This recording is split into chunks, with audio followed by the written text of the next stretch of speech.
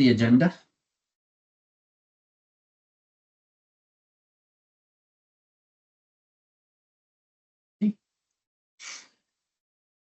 It helps when I unmute. Molly, good to Yes. see you back. Happy to be here. Okay. Do we have a quorum? I believe we do. We have 4 out of, or Sean's here too, so we have enough. All right. Any owner comments?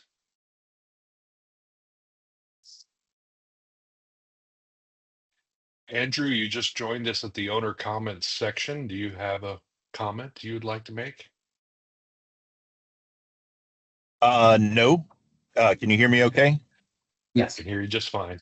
Okay. Yeah, no, just joining in. Okay. All right. Motion to adopt the agenda. So moved. Okay. I think you need a second, and then I know there's discussion because Tom wants to amend the agenda. Yes, I'm sorry, I was muted. A second. Okay. Tom, would you like to amend the agenda? Yes, I'd like to move that we amend the agenda to move the Mayberry camera discussion, letter E, up to A. Okay. I don't know if you second that. I guess it's, yes, second. I'll second that. All right. Okay. Krista, Well, you just let's- accept the change and then he would second it, and you're good. So I think he was proposing that he was motion the change, right? but you motion to adopt the agenda. So Sure. you're good. Okay, E becomes A. Let's jump right in. Mr. Hall, your Well, questions, actually, comments? no, this is really not directed at me. There was an email sent from Lauren asking us to consider a proposal from Mayberry to install 5 cameras. Right. Yes, and here it is. And they asked that we discuss it at this meeting. So I, in turn, turned to a person who I know is a security expert, Sean, and I'll ask Sean to introduce himself, give us some credentials and his thoughts. I forwarded this proposal to him, or this suggestion, for his consideration, and I'd be interested in hearing his comments on it. Thank you. Tom, the floor is yours. Thank you so much, Bill. Thank you, Tom. Can everybody hear me okay? Yep. Yes. I apologize. I'm at the airport, so that's why we had to move this agenda item up. I'm getting ready to board. So just a little bit about me, I guess, is, apropos. So I have been in this physical security industry for over 18 years. I have worked for Target Corporation, Macy's Federated Stores, Chico's FAS. I have been the Director of Public Safety Technology for Lee Health, the largest health system in Southwest Florida. And over the last 4 years until recently, I was the head of all surveillance for Amazon, AWS. I managed 175,000 access cameras deployed globally. My current role, I'm the VP of Security Technology for First Coast Security. And so when Tom mentioned in passing, that we were looking at these Reolink cameras, I was a little bit alarmed. And I do want to really stress some caution, as we evaluate new technology. One of the most impressive things about Celebration is the standard of security that collectively the community has set from a technology standpoint. And what I mean by that is you're using predominantly one of the best cameras that's out there at scale, which is the Access Communication series of cameras. That manufacturer invented the IP camera, close to 20 years ago. and is still the world leader. And so, even beyond, that particular manufacturer and their models, the next, set of manufacturers, are all equally impressive from a cybersecurity standpoint, as well as a longevity standpoint. The Bosches of the world, the Avigilons of the world, those things. And so when I heard a Reolink, I was concerned because there really isn't anyone who, from an enterprise standpoint, has standardized on those cameras. Originally, they were an OEM manufacturer based out of Hong Kong. And I understand they have US offices now, but it is a little concerning because when you set a standard, a security standard, and then you vary from that standard, there has to be a justification generally associated with it. The cameras that you're currently using could all be tied into the Osceola County Sheriff's Department, their real-time crime center operations. You have all of those intrinsic benefits that go with those devices. Plus you have the longevity, associated with them. And a lot of people will say, well, we could save, a couple $100, on a per device standpoint by going to a lesser device. But a lot of times people lose sight of the total cost of ownership. Those devices will have diminished lifespans. That will require replacement over time. And so definitely a concern that I wanted to bring to the group is, hey, before, we really jump into a change like this, we should really evaluate the pros and cons, associated with it, because the standard you have now is actually a very good one. So just wanted to elevate that. Okay, thank you, So Sean. would these cameras, would they be compliant with the recommendation from Homeland Security, or have So they? there are certain cameras that Reolink manufactures that are not National Defense Authorization Act approved, that are compliant from that standpoint. My word of caution, though, is NDAA, camera manufacturers that have gone south of that, from a approval standpoint, are then banned under FCC rule. And so, that is actually a much more stringent standard that would apply to the broader market beyond just government acquisitions. And I know we kind of walk the line from a semi-governmental standpoint, as an elected body, but that is something that is a concern, yes.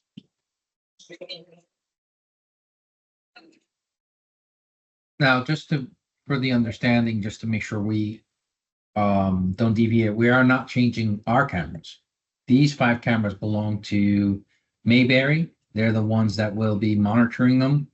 We will have access to them, but this is for them to do as part of their job function, to just manage those areas. Now, I guess for our group, we need to agree in which placement they're supposed to go, in what parks that these 5 cameras will be useful for the time being.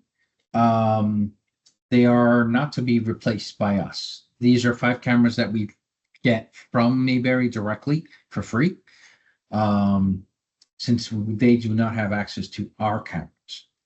So in the sense of them putting it in, we could ask them to provide different cameras, but from what they are providing, these are the ones. Now, the recommendation is, are we okay with them using these cameras? If not, we can go back to them and say we would want them to use a different set or different model, then that's what we'll do. But if we agree to go ahead and use these just for them to be able to monitor for vandalism and things like that, for them to do their job, then great, we'll keep them that way. But if you choose as a committee to not go with these, then we will need to make sure we notify the board that we were asking them to change what they're providing. Yeah, which just provide a little more clarity for everyone too. So within the Mayberry contract, they provided a service of quote unquote free cameras with very few stipulations around it. Now, there was a conversation that the tech committee had with Mayberry last summer that Tom was able to get additional information, but still there's no contract in place regarding what exactly are these cameras. This is the first time they're coming to us saying, hey, we're going to offer 5 cameras with this. Sounds like it doesn't meet our current standard of what we would like. So for this tech committee, if we do not want to go down this path, I'm more than happy to tell the board that it's not the recommendation to use it, but if you guys have a recommendation of using the ones that we currently have and see what Mayberry may be willing to compensate us for, whether that's 3 cameras or all 5. But this is truly a discussion with Mayberry on trying to settle on what the terms are. And then on top of that, once they install them, do we take 100% ownership of it, or what is that schedule? So plenty of details still to be hashed out with Yes. Mayberry on this subject. Thank you, Andrew. Yes, you recall the meeting a year ago with Mayberry. And the question would become, I personally would not suggest that we would allow them to connect these cameras to our network. As our network stands right now, we can have any government entity, the sheriff included, monitor any of the cameras that we select, and we are fully compliant, as Sean just described. Therefore, we wouldn't want these cameras to be connected to our security system, meaning our Milestone servers. However, in the initial discussion we had with Mayberry, we were going to split the feed, if you recall. Mayberry would monitor the cameras. We could monitor the cameras if we so choose. If we decide to go this route, I would say, no, we don't want to split the feed. We don't want any interconnection to our security system from these cameras.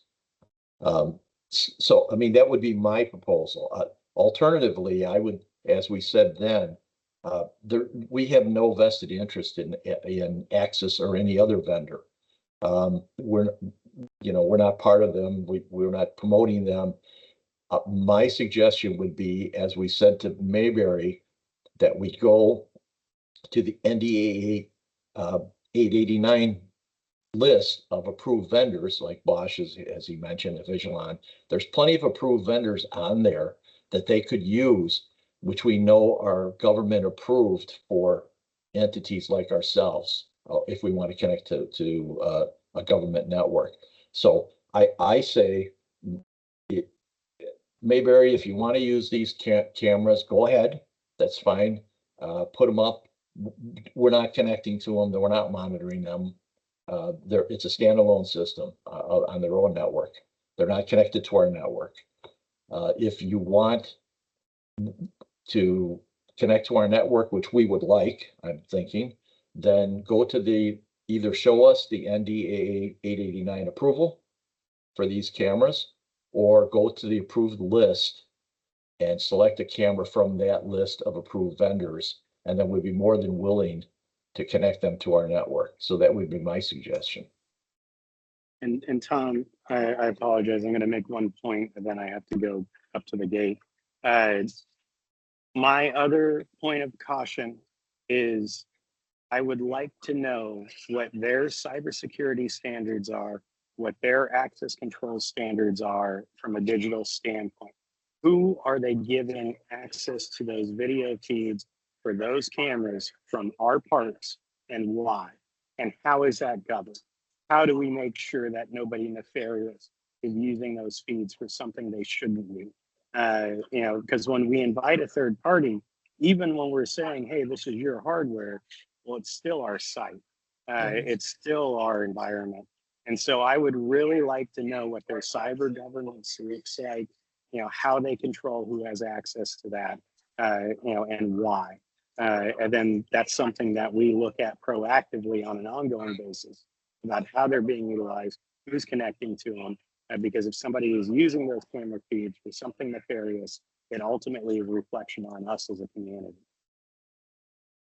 Of course, Andrew, one benefit of them sharing the feed is that we could always look and see exactly what the cameras also see. We wouldn't be able to address the question of what happens to that feed, once it leaves our network, if we were to split it and it would go to Mayberry. So we couldn't answer Sean's question, but at least we could see what the purpose of the camera was and exactly what it was doing. And Sean, before you leave, thank you for coming. This was super informative. Really appreciate it. You taking your time at the airport. Yeah, thank you. No, thank you all. This is a topic I'm very passionate about, so I appreciated the invite from Tom. Thanks, Sean. Thank you, Yeah, Sean. thank you for Safe your flight. time. Thanks, Ed. Yeah, from a high level, if we're going to go to if anybody in Celebration supporting CROA is going to go to the work and effort of putting something up, the chance that it stays up and we may take it over at some point is not out of the realm of possibility. So why don't we put something up that we know is compliant with the standard we've already established for the community? It can't cost that much more or any different. We don't know, but I think that would be where I would be comfortable going back to Mayberry and saying, would you be able to select a camera vendor off of the what's the standard, Tom? NDA 899 or 888? 889, yes. National Defense Authorization Act 889. It's been out there for a while. This is not a new standard.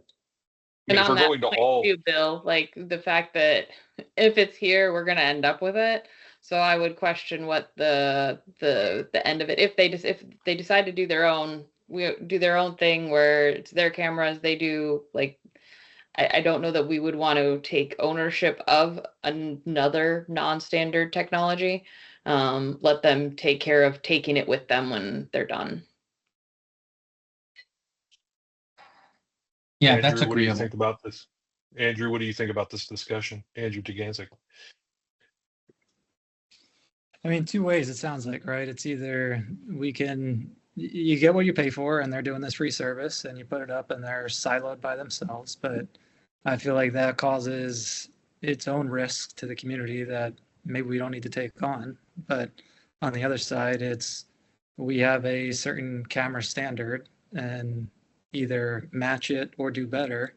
And if maybe that's a limited number of cameras to the 5 that they're currently offering, so be it. But then maybe we pick up the difference, and that's the solution here. So my lean is, I get that it's nice they're providing this free service, but it sounds like this solution isn't appropriate for us or one that we would support regarding our current infrastructure and technology need. So with that, I'd be more leaning toward no to this Reolink and send Mayberry back to the drawing board on give us another solution. Well, and it sounds like some of it might be temporary. So like this one where it's specifically around the playground project and monitoring it during construction. Like it's one thing if it's temporary and it's for a specific point in time, versus becoming integrated into our actual long-standing infrastructure and a permanent piece of equipment. So I think those would be, I would want more clarification on that part too, because if it's truly just this is a temporary thing to solve a couple of problems until we get those under control and then they're gone, then like we don't need to invest in that. But if we're looking for more of this is a long-term need, not only do they need it because there's issues in that area, but we want to continue to monitor those areas ongoing, then we would want to make sure that it's within our infrastructure ecosystem. Yeah, And I as a agree. general standard, I mean, if we're putting this up to monitor CROA properties, we want to make sure, like Sean said, who has access, what's their access control.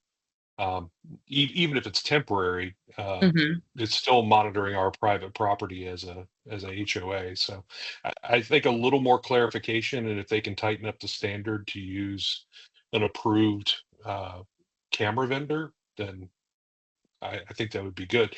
I don't think we have to slow anything massively down. I know there's a bit of a timeline on this, but you're still going to have to, whatever camera you select, you're still going to have to get ARC approval for. So there's still some more hoops to jump through in this process. And the acronym for ARC means? Sorry. Architectural Review Committee. Right, thank you. The The ARC. on the side of the Got it. building. There's no delay in there shouldn't add any delay.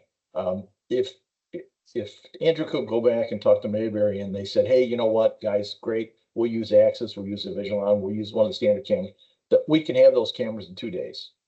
So our committee is not going to slow anything down. We just need Andrew to go and say, you know, here's where we stand on it. With that, the board doesn't really need our approval. We're just making a recommendation. They can go ahead and do, you know, and go ahead with the Real-Ink cameras if they'd like. But I think we should propose that they should use an approved vendor off the 889 list that's overtly approved. And there's a pretty long list. And then they can connect them to our network and they can have their own feed. And those cameras can be in our hands in a few days. Also, if I remember what Sean said correctly, I think he said some of the Reolink cameras actually are on the approved list. So there's a chance that the camera they're planning on using is actually already on the correct list. We might just need more details on what's the cameras that they're planning to install. Yeah, that's a good point. And Reolink says that they have NDAA approval. They say that. I was not able to find them anywhere on the approved list. And I've searched and I don't know, Bill, I know Andrew. Andrew also did a search. So I haven't seen them on the list, you know. Let's see the document. Give us the document for it. Not all Reolink cameras are approved. Let's see the document that says that these particular cameras are approved. And then, you know, we can take it from there. That's the first, in my mind, that's the biggest hurdle we have to cross right there. The idea of using a consumer grade camera in an enterprise or a city environment, you know, I just don't like it personally. These are something that you would have in your backyard as a homeowner. I just don't like the idea, but my biggest objection is that these are not approved and we would not be able to, if some future board comes along and says, I want to connect to the sheriff, who's asked us, and we've met with them twice now, to allow them to look at feeds, we would not be able to do that if they're not on this list. I'm looking Which I up the would product now. It's a Which I Reolink guess that Argus should be PT. that should be a requirement for any camera that's installed, right? That if there is a Reolink that can do it, then okay. If there's not, then we need Yeah. something else. It becomes a different conversation if they can produce the document that says it's approved. Then it becomes a discussion of whether or not we want to use that type of camera. Milestone does support drivers for this particular camera, so it would be compatible with our network. But my primary concern is the security aspects of it, that it's compliant, government compliant. So let's see the Yeah, document. it's a $115 camera on Amazon. Yeah, I mean, it's ridiculous. The cameras that we have are $800. And you got to ask yourself, why are they $800 cameras? And why does the entire world use these particular cameras? I didn't make the decision to use these cameras.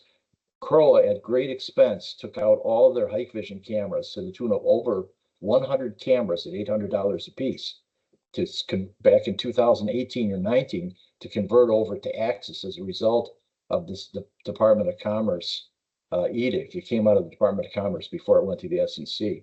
And we moved all of our cameras over to Axis, paying a tremendous amount of money, of our homeowner money, to make this happen. So I would be resistant to going back now after we've already spent really hundreds of thousands of dollars to upgrade the system, that we're now going to put $100 camera out there. Yeah, this looks like a consumer grade camera, not a commercial grade camera. So in a quick Google search is not showing that it meets that compliance level. I mean, it would be something they would tout if it was If compliant Lauren's with that memo standard. had said, if Lauren had, you know, I don't want to beat a dead horse because we have a lot of other topics I like to get to, but if Lauren had said, hey, let's look at this Vigilon, or let's look at Hitachi or some other vendor, and we looked on the list, this would have been a 5-minute discussion.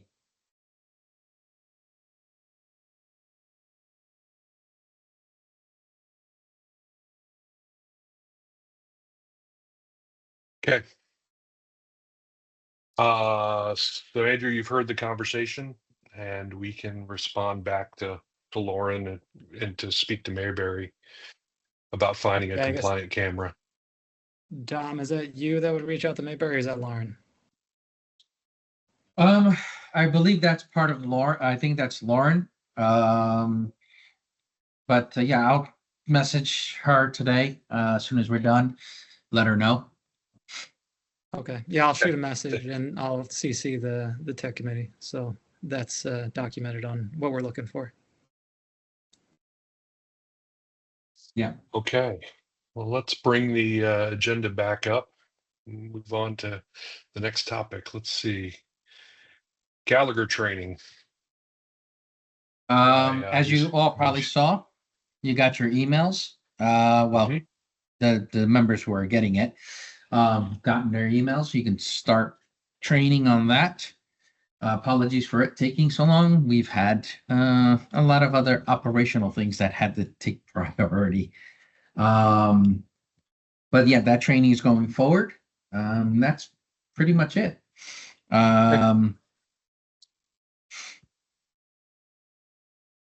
Billboards? Discussion Oh. item C, billboards.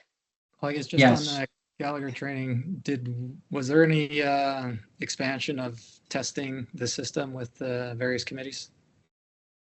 Not yet. I'm waiting for the licensing to go through. They should have probably get it into us this week. If not, I will chase after them to get it to the other board members so that we can start testing the other committee members for the digital, correct? Yeah, so then Dom, I'm going to peg you as the champion of that to take it forward and proceed. So there's no further delay with this committee of getting that out and getting some exposure on testing. Okay. Okay. I will say, Andrew, just an FYI, because I know you guys are coming up to an annual meeting. They did resolve the issue with the remote access client, and that is now solved so that we no longer need to bump somebody off. Dom, thanks to Dom, who resolved that. So now Bill has complete access remotely. So that was one of the 4 items that I brought up 2 months ago, if you remember. It took a lot of hair pulling. I'm waiting for it to all grow back. So that's resolved. We still have the issue of what's the licensing cost. It seems at some point, I know we're technology and shouldn't be concerned about this, but it seems like at some point we have to come to the board and say, hey, this is what each license will cost for this quantity. And I think the number you threw out, Dom, was something like $7, but we need to know, is that $7 for 10,000 or whatever? And then you guys as a board can decide, are you absorbing that, or are you passing it on to the resident, or what you're going to do with that information? And that And I license think- was only good per phone, right? So if you get a new phone or you change phones, you had to get a new license, correct? No, it's transferable. Well, that's a subject of debate. So that's I've what done you it said. twice now on my own phone.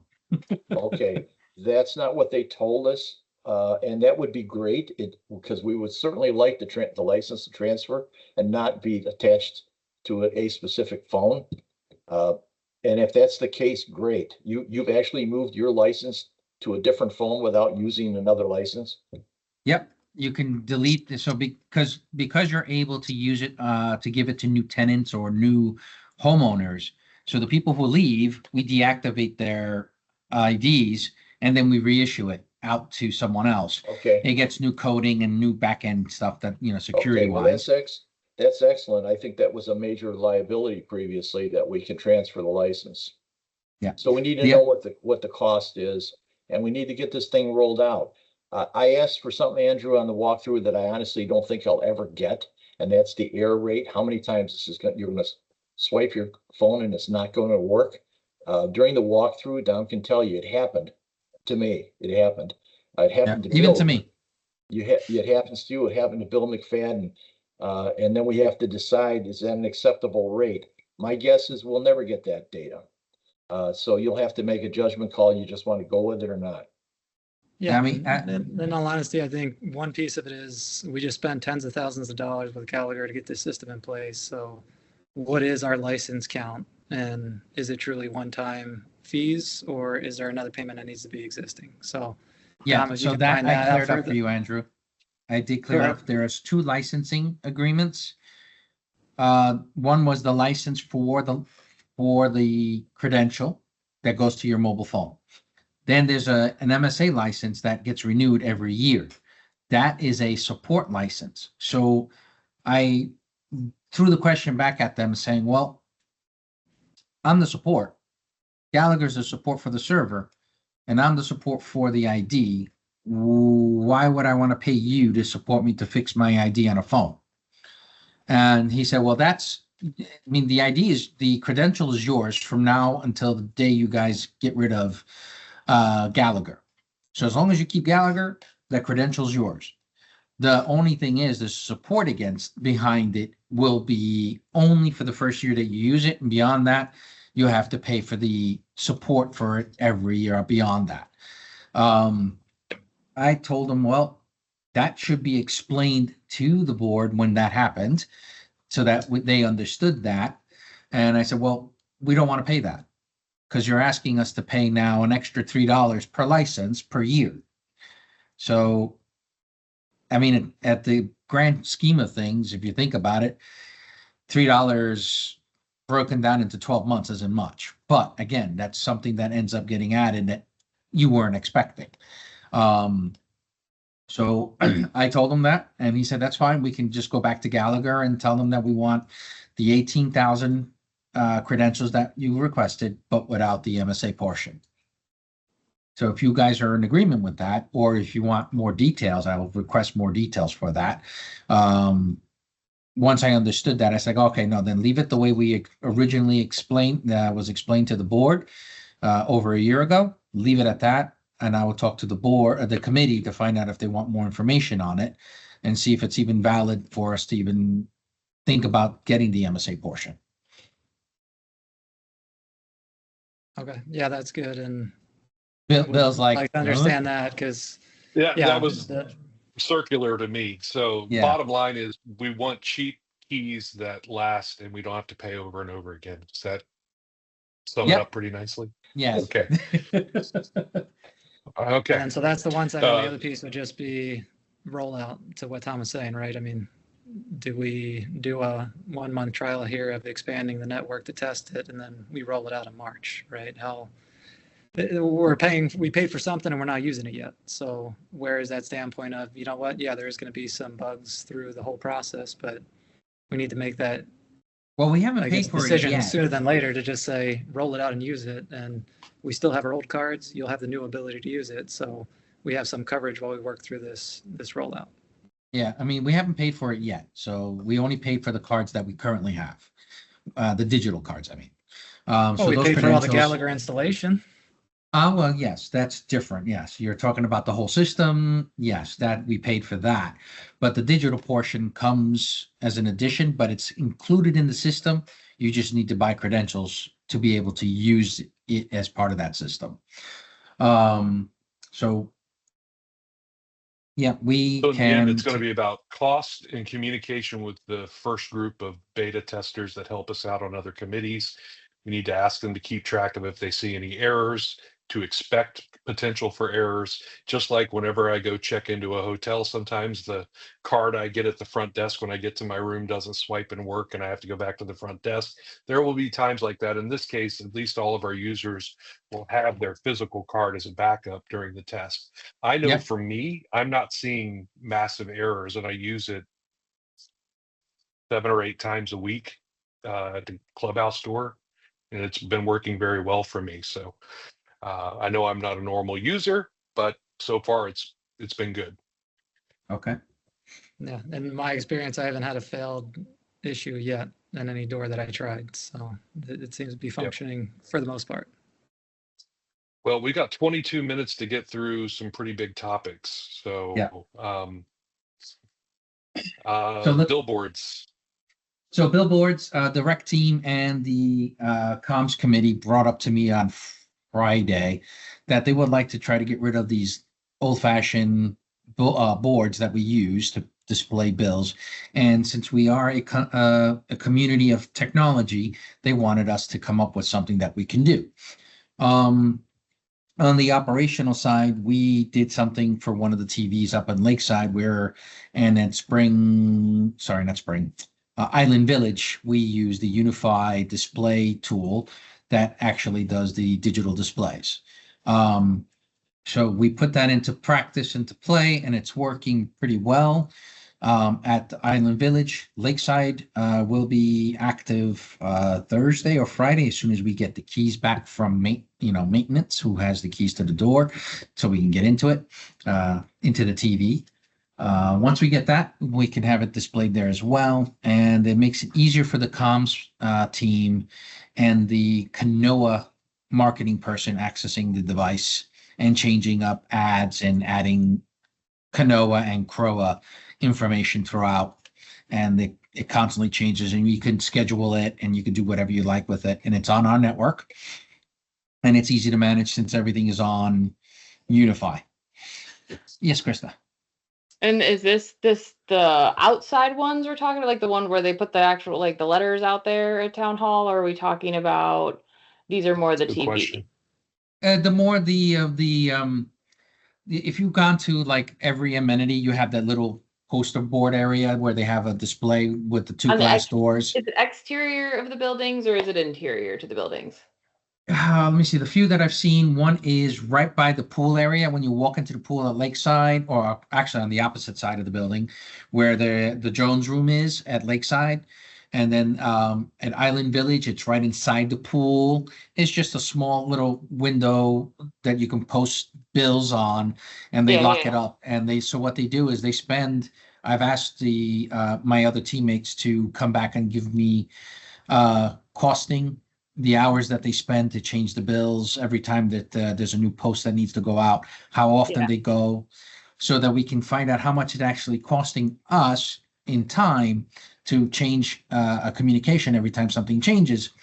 Yeah, and so I can get a better number. I hate that billboard out in front of town hall. It looks old and like we should do better. But the hang up was because we actually did recommend new signage as part of the communications advisory group like 3 years ago now. The hang up there is Disney. And I don't know if that has changed now, because I have seen that Disney has moved to digital displays on World Drive. But before it has been we've had the strict rule that we couldn't have digital displays because it was part of the celebration company. So I don't know if we can even have this conversation until we know if it's possible, or if we want to present to them and say that this needs to be changed. But my understanding was that there was a specific what do you call it, guideline, or not, whatever Disney's version of ARC is, for that overarches all of celebration, that there was a limitation there. Okay, so that one in front of town hall is questionable, and even if we even try to do something there, because they're going to end up going to do construction, it may not be worth changing that at the moment. But for those little billboards that are up against our amenities inside the pool area, and I believe either the hallways heading towards the pool area, those is where they're looking to change. And once I get the numbers, that'll make a little bit more sense, and how much it will cost us to switch to digital and put in like a small flat screen TV, 30-inch or 32-inch, whatever, something small, so that they can see the billboards and see ads or whatever that's going up there. Instead of having someone constantly changing it, it can be done here remotely at the new town hall. I'm all for the technology. Like, I would love it. Like, this has been, I would absolutely love it. If we could get rid of the manual labor that's associated with these. My concern is that if it's visible from the road, how much of it is still under that Disney's regulation? That is a good question. I will ask Lauren. Let's do more research on this, and we can have discussion in a future meeting for this billboard. You got it, because it came up on Friday and I'm like, okay, well, I have to fix something now. So I fixed something, but to put it everywhere, I said, let me talk to the board and see, committee and see what they want to do. Yeah, with we can that. get Disney to be on board in this. Like, let's do it. Let's, when the new town hall goes in, let's stop replacing little letters. Like, let's do it. Okay, But I know that's been the stop. That's been the bottleneck before. Yeah, I'll one talk to other thing Lauren you on may, that. one other thing, Dom, you may want to consider is times that the signs are on or off too. So they're Okay, not glowing in the dark in the middle of the night when nobody's yes, there. So very true. We can have It's them just turn a thought. off at night. I mean, that's what we can do. Yep. Um, just a thought, something to think about. Okay, any more on billboards? Nope. Going once, going twice. All right, Rec Pro replacement. So the Rec Pro replacement has gone through. It was board approved, and we're starting the project this week. We have the onboarding process going on now. The team for the Parks and Rec team is going in and doing their training. I will go in and do my admin training to manage the back end for them, but it'll all be cloud-based and no longer be on our servers here. It'll be much better, thankfully. So that's pretty much why I put this on there, to let you guys know that, our decision to move on has been done and they are moving forward, and we will get them updated. And they said it doesn't take too long, maybe 3 months total. It all depends on how much time the Parks and Rec team have to train and start doing all the back end stuff with them, because they have to tell them the business processes that they use, especially with the rentals and things like that. And then the community will have to download apps on their phones. It's kind of like an app, but it's not really. It's a interface that changes the website into a mobile version. Gotcha. Okay. Yeah, that's pretty much all it Dom, does. once you complete your admin piece, does that shut the technology requirement, and now this falls under Parks and Rec? Moving Yeah, forward? once that's done, it goes to Parks and Rec, and the only thing I will do is user management, make sure that it stays up, and any technical support issues comes through me. Okay. So good. if something fails, and if it fails, it's on their end anyway, they would know before me, because they'll manage all the support aspect. Well, Day Smart will be the one supporting it, and I will be the middleman between Parks and Rec. Okay, camera failures and camera failures and Decent. replacements. So I've been spending this whole past week and a half at Lakeside, trying to get all the cameras back and up and running, finding cables eaten by animals of some sort, cameras fried by lasers, cameras shorted by lightning, and as Tom, you've said in the past, we've had these networks separated completely.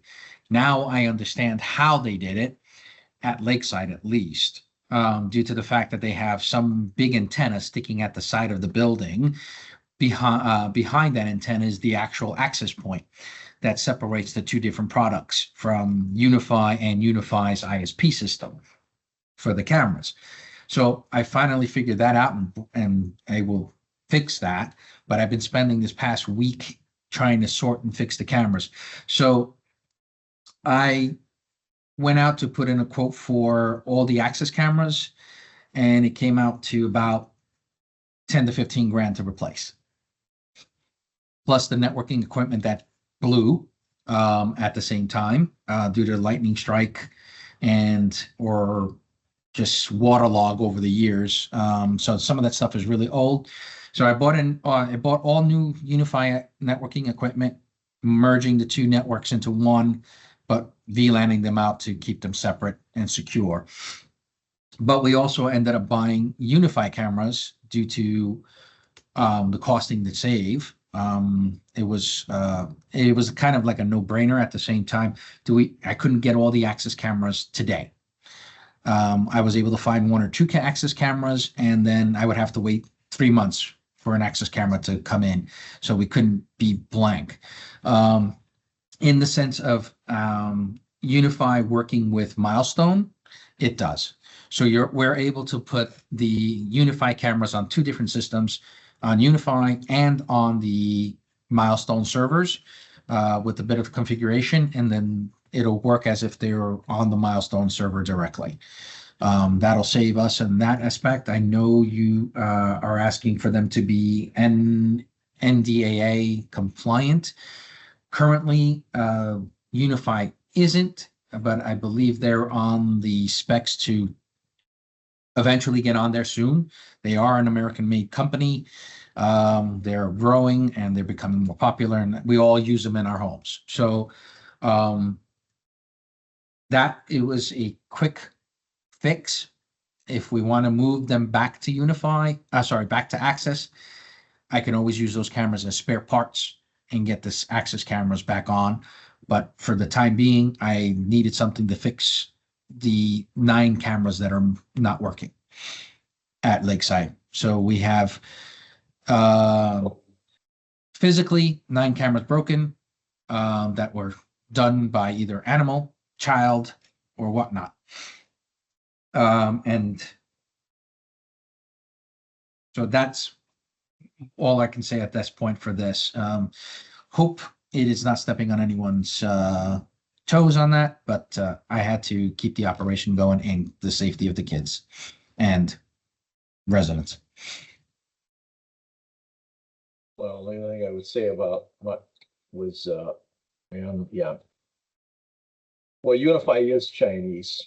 They have American base distribution sources, but Unify is made in China.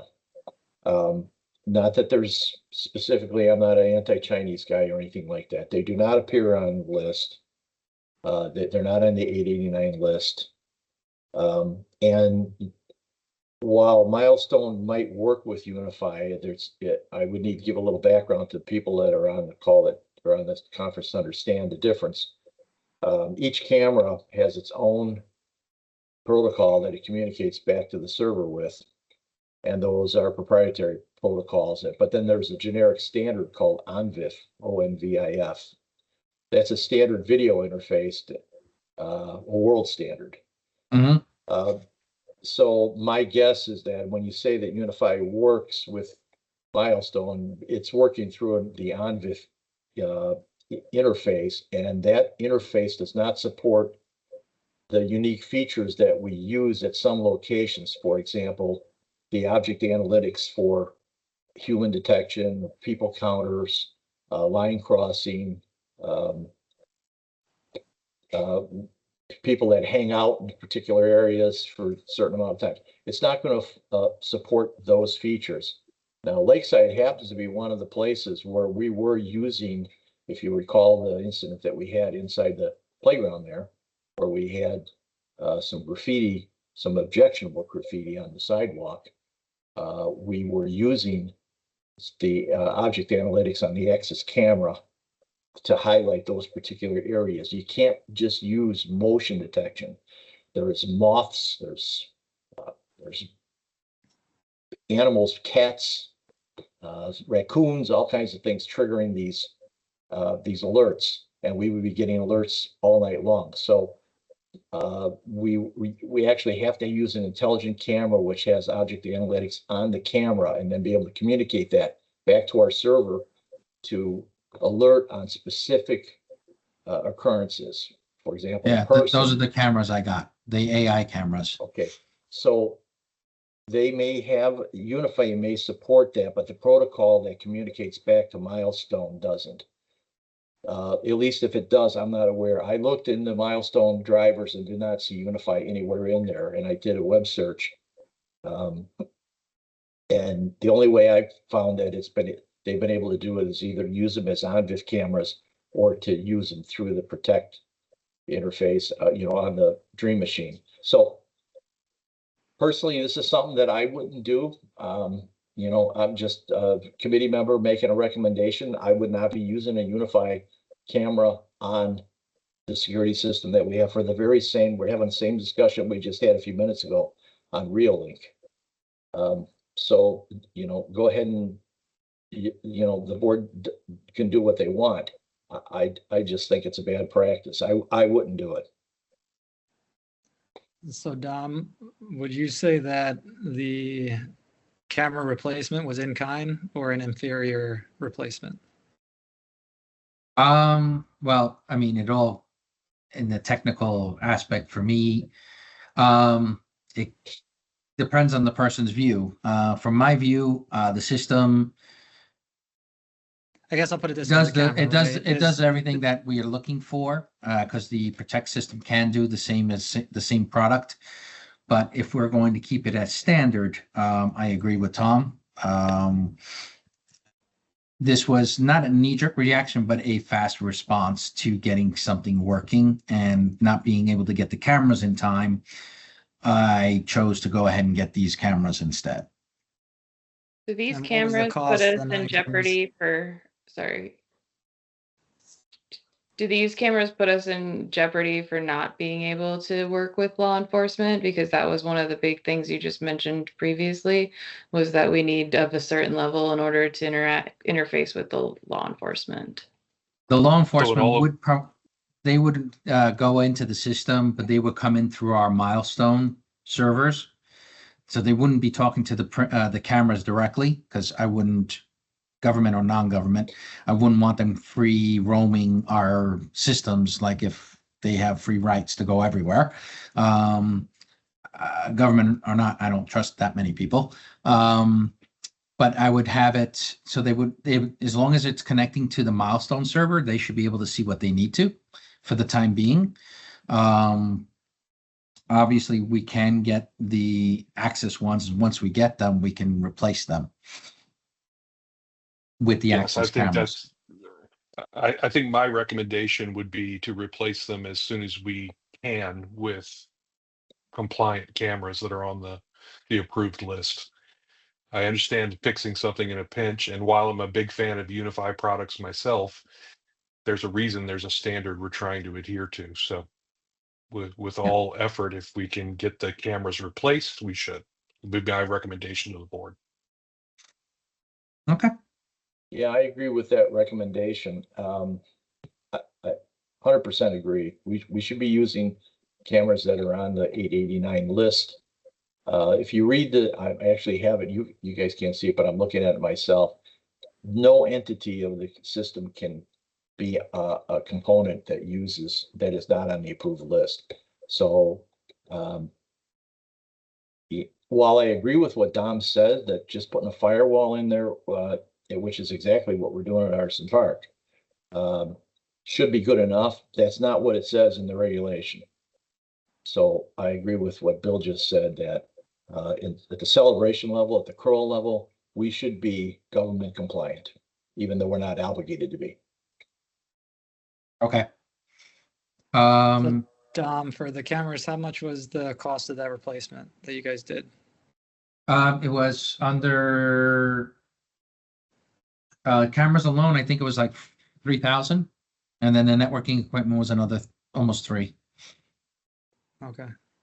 And then how many, I guess, if we can, I think we need to put a preferred list for cameras so that in the future, if Dom comes across this scenario, he's got, maybe 2 or 3 models, and he can try to pick which one's the most cost effective and which one is the fastest delivery to get in and replace it. I mean, I have all the models. They're pretty much standard, except for Island Village, who has Hikvision, and Spring Lake, which has also another version of Hikvision as well. So we do have Chinese brand and banned cameras all over Celebration. Just as an FYI, because I was doing a check and audit, and I'm like, oh, well, we have non-approved cameras out there. Even in Lakeside, we have, I think, a Hikvision somewhere. Then Dom, can you get a list of all cameras and which ones are compliant, which ones aren't? Because that's an Yep. issue I think we need to address sooner than later. Yeah. So I'm assuming those Hikvisions and other cameras that were put out there at these other places were done by, I guess, the builders. Yes. Well, yes, and they were new areas, so, yeah, Island Village was, of course, done by Manami, and they didn't consult with us. And they probably were unaware. I think most people, unless they're into this field like Owen is, are not completely unaware of this regulation. They don't know. So yeah, and same thing with Spring Park. That was new. It was in 2018 or 19, don't quote me on the exact date, but was when Patrick was the IT manager that we went to the board or Patrick went to the board. I wasn't even on the committee then, and said, hey, we got this problem. And he showed them, and at that point, it hadn't even gotten up to the level that it's at now. As I said, it was a part of the Department of Commerce regulation. So anyhow, the workaround was to put a firewall between the cameras in some locations, to put the firewall between the cameras and the network so that outside entities couldn't access it. That was the solution. We actually employed that in Artisan Park, where I'm very active, because nobody wants to go spend $800 times 23, actually 27 cameras for us to be compliant. So our solution was to just put a firewall in there and then change them out gradually, which is what we're doing now. So yes, Dom's right, we're not compliant, but that doesn't mean it's a good thing. I take your point, Andrew. We should know everywhere where we have Hikvision. I do want to mention, Hikvision is specifically named in 889 as a banned vendor. You are not allowed to use a Hikvision component anywhere in a government system. It spells that very, very clearly. So yes, we should know. And I just gave a list to Bill McFadden last week of where we have Hikvision cameras in Artisan Park, and we're putting together a plan of how to get rid of them all. Okay. I guess we got 0 minutes left. Bill, what do you want to do? Keep going? Is there anything pressing you want to cover, or is there anything we can talk about at a future meeting? Well, the only pressing thing I have is actually the network infrastructure. I can hold off until next month. That's not a biggie. But the server upgrades, I explained it to you a couple of weeks ago when you were.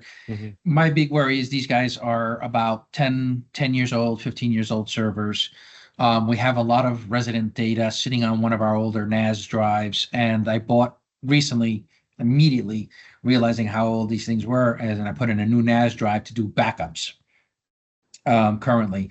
So that backup unit has been up and running now for the past week and a half and doing full backups on all our servers. And it'll hold about a month's worth of backups, thank God.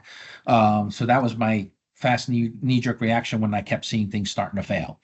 And so I said, I'm coming to you guys to say, okay, well, if we're keeping the data in-house to save costs, because over time, big terabytes of data is going to cost us a ton of money monthly, especially on Microsoft's dime. So if we're going to move to keep these here, I need to get a couple of servers and a secondary NAS, up-to-date NAS unit, so that they mirror each other and back each other up, so that we're not worrying about something failing and then I'm scrambling trying to put things back together again from decades old technology that I can't find anywhere. And my previous company was like that. Or what is this data that's backing up? Just help me understand. Oh, sure. The data that's being backed up is all resident data from ARC committee, photos, inspections, things like that have been kept here since the creation of Celebration. So they have data in there since 1994, 95 that they had data stuck in there. So, and all the photos you can think of are there from the day the building was put together to the time that a resident puts changes in and ARC, requests, approvals and things like that. So when we go out there and we fine a person for not following our regulations, they come back and say, no, it's been approved. Well, if we don't have that information, we look like eggs, we'll have egg in our face, but we have that information and we can prove them wrong. So, or prove them correct, saying, yes, you're right. We missed that. No problem. Here's your information and, end the story. But that's what this is. And according to regulation from Florida regs, we need to keep this data from the day the building is built to the day it's demolished. So We are in dire need of having that because we're already at, think about 10 to 12 terabytes worth of data just on photos and documentation on buildings. And So, as we Don, keep how on adding, we keep on adding more data to these servers that are old and constantly. Yeah, it might be nice to put them in separate PROA facilities, separated by a little bit of distance in case we have a lightning strike too. You got good point. We'll have, I think, 2 facilities that we can do that. I think it was going to be Lakeside might be one. Or no, actually, no, Lakeside gets the most lightnings. No, the bad idea. Either Well, think about it. We don't want to say publicly where everything is, but just think about it. true, yes. And that's But pretty much Dom, it. if So I this just wanted to is- see. if this is truly urgent, then get what pieces we need regarding the servers and get it in front of the board. So I would consider this more of a replacement reserve expense, not a capital improvement. So if these things are 10 years old, yeah, they're beyond their useful life. Let's get it corrected sooner than later before we lose something that we can't get back. Okay, thank you, Andrew. This is Breck. Sorry I'm late. Are we Hey, Breck. sure about the record retentions policy? Like, indefinitely seems kind of a little absurd. Most kind of things are like 7 years or less. Are we sure that it has to be kept indefinitely? The Florida Recs, apparently they do, because I've gotten my head chopped off by the ARC committee people, the ARC manager here. Every time I mention, hey, you don't need to keep this data, you can archive it, and we, could put it away. And I nearly get my head cut off. So I believe she's, she knows that law better than I do inside and out. And she says that it needs to be kept. Now, do we have to keep it accessible on a daily basis? Probably not, but that's why we need the NAS units to either take them offline so that we can have it on-prem instead of having it in the cloud. Right now, I'm moving them to the cloud, and they're using only the current data on the cloud, and then moving all the older 1 year behind onto and keeping it on the NAS. My worry is right now, because of the NAS is not being so reliable, I've moved everything into the cloud and to keep it, because I know it gets backed up by Microsoft very well, and we also have Veeam backups working on that. It's just there was no backups being done on the on-prem equipment until last week when I said this is ridiculous, we don't have any backups whatsoever. So I added that in, and now we're backed up, but the devices will still take a long time to restore if they ever fail, especially in the Thanks. terabyte range. Yeah, it takes So- a lot of time to move 10 terabytes of data. So, yep. Okay. Anything Thank else, you, Urgent? Andrew. Dom, before we adjourn? No, you see the last 2 G and H. So the H is something that you guys can ponder for another month, because we're not really going to knock the building down at any time soon yet. Andrew knows more than I do probably, but it would be nice to think about it in the next month and what we would like to see at Town Hall in the future. Okay. Yeah, That's it sounds for good, me. Dom. And just comment for this group as it's probably my last technology committee meeting on the board. All So right. appreciate all the input you guys have done. I know it was a struggle at times to get things through or get things moving, but appreciative of all the time you guys put forward and things were able to be accomplished. And hopefully we get some more things done in the next month or so to set up to get closure. So thank you all for your service to the community. Yeah, thank you. Thank you, Andrew. Thanks for being a great liaison. We appreciate your service. Any other committee comments? I move to Any adjourn. new action items for next month?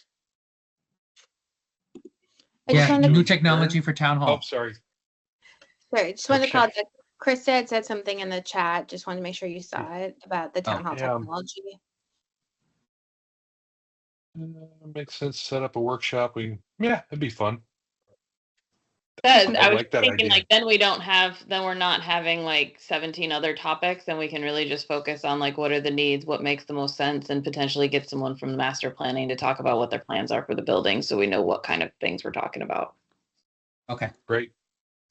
yeah, true, thank you. Great suggestion, Krista. Thank you. Any other action items? Nope, Motion that's to it. adjourn. Move to adjourn. Second. Have a great week, everybody. Thank you for your time and I appreciate all of you. Bye-bye. All right, thank Bye. you. Yeah, take care.